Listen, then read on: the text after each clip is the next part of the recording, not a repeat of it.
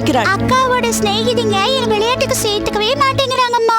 ஆமாம், நீ பொம்மை போல் குட்டியாய் இருந்தால் யார் உன்னை விளையாட்டுக்கு சேர்த்துக் கொள்வார்கள்?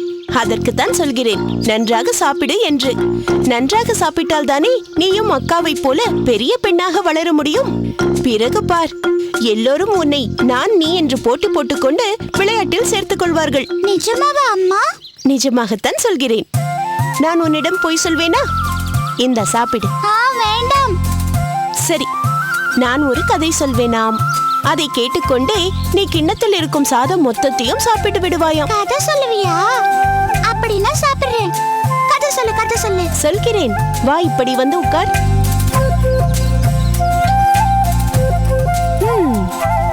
வாயை திற.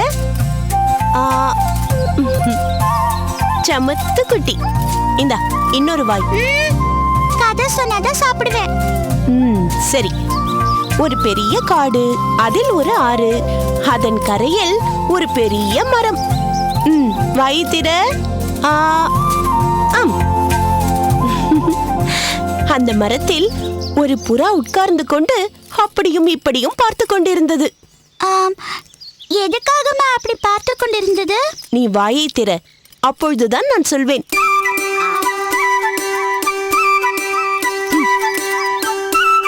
அதனுடைய தோழி வருகிறாளா என்று பார்த்து கொண்டிருந்தது. அப்போது ஒரு வேடன் அதை பார்த்து விடுகிறான். அம்பை எடுத்து புறாவை குறி வைக்கிறான். அம்மா, அந்த வேடன் பாவம், அந்த புறா மேல ஏன் அம்பு விடுறான்? அதை கொன்று சாப்பிடலாமே என்றுதான். ஐயோ பாவம். நீ நினைப்பது போலத்தான் ஒரு எறும்பும் நினைத்தது. வேடன் அம்பை விட போகும் சமயம் அவன் காலை அந்த எறும்பு கடித்து விட அவனுடைய குறி தப்பி போகிறது. அம்மா, புறா தப்பிச்சிருச்சா? ஆமாம், நீ கதையை மட்டும் கேட்டுக்கொண்டிருக்கிறாய் பார். கிண்ணத்தில் சாதம் அப்படியே இருக்கிறது. சாப்பிட்டால்தான் மேற்கொண்டு கதையை சொல்வேன்.